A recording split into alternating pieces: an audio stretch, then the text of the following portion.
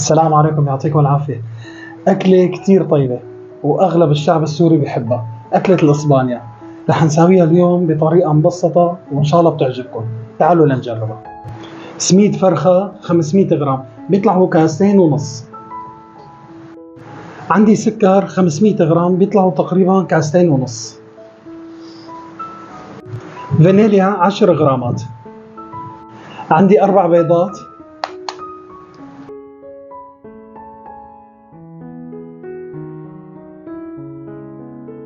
مية غرام زيت. حليب 40 غرام بيطلعوا معلقة ونص كبار تقريبا.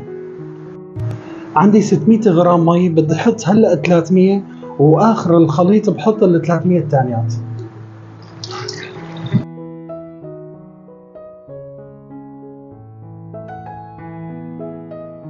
100 غرام جوز الهند. 250 غرام طحين بنزلهم شوي شوي.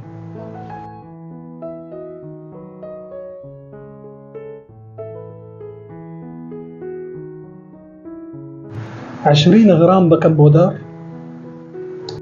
مثل ما حكينا عندي 600 غرام مي بيطلعوا تقريبا 3 كاسات. حطينا نص العيار وهلا نص العيار الثاني اخر شيء.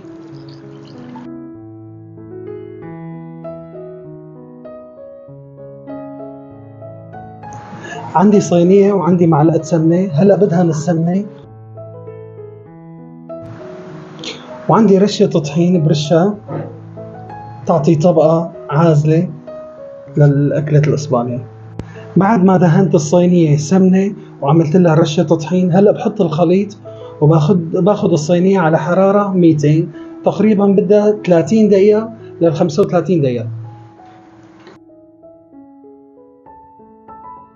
هي طلعت الإسبانيا من الفرن، حطيناها على حرارة 200، قعدت معنا تقريبا 35 دقيقة. هلا استنيت عليها 5 دقائق من بعد ما طلعت من الفرن وبدهن وشها بالقطر.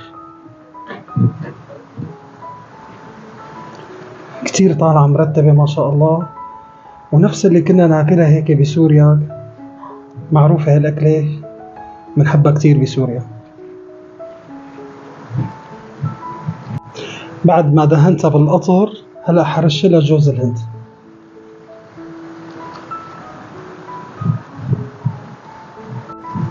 هلا بنستنى عليها لتبرد وان شاء الله تعجبكم كثير. هي وصفتنا لليوم خلصت. أكلة الإسبانيا طلعت معنا كتير مرتبة.